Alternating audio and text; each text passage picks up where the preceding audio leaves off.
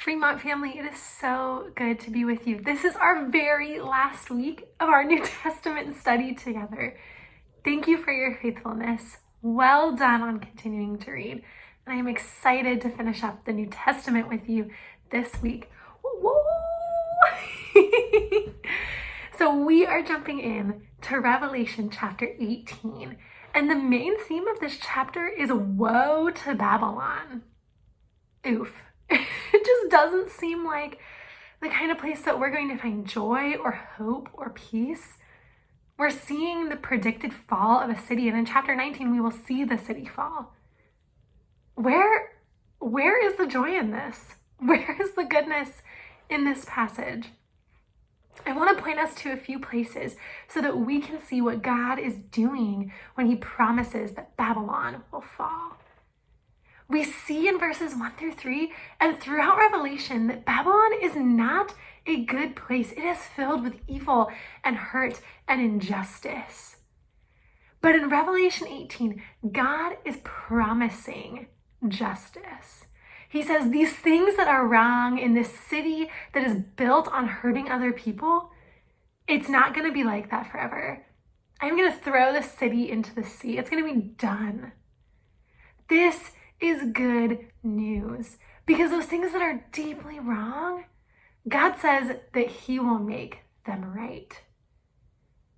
We know in Revelation that Babylon is not just a city, it's not just like a one city, one time kind of thing.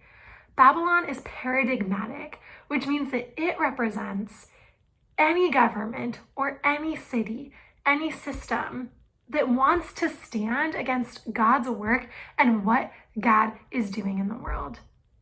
And that's why God calls his people out of it in the first half of Revelation 18. He says, come on out. He says, that's not your home. My kingdom is. This is what God calls his people to do. This is important for us to notice because we are called to be citizens of God's kingdom first. Our hope is not in any kind of Babylon. Our hope is not in any earthly nation. If you love Jesus today, your hope is that God will make things right and that his kingdom and his holy city will have no end. The last chapters of Revelation are going to talk about that, and it is beautiful, so I don't want to spoil it. But here we see God calls us out of allegiance to the evils of this world and into allegiance to him. The second of this, there is woe for Babylon, for its leaders, its sea captains, its merchants. This city is no longer going to be taking advantage of people. And so those people who profited off of that, they're saying, oh gosh, this is terrible. My friends, the angel promises it and it will be done. And so we can rejoice today. This is our second call in justice. People who are vulnerable and taken advantage of and wronged will see goodness. Wrongs will be made right. God is good on his word, and he will do this in the end of the age. And I believe he also invites us as people who love him to start living into that work, to start bringing echoes of his kingdom and tastes of his kingdom to those around us.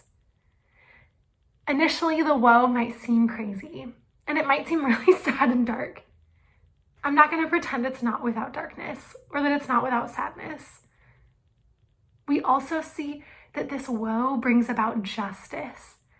God is a God who means what he says and does what he promises, and that is what we can hope in. Be well today, Fremont family.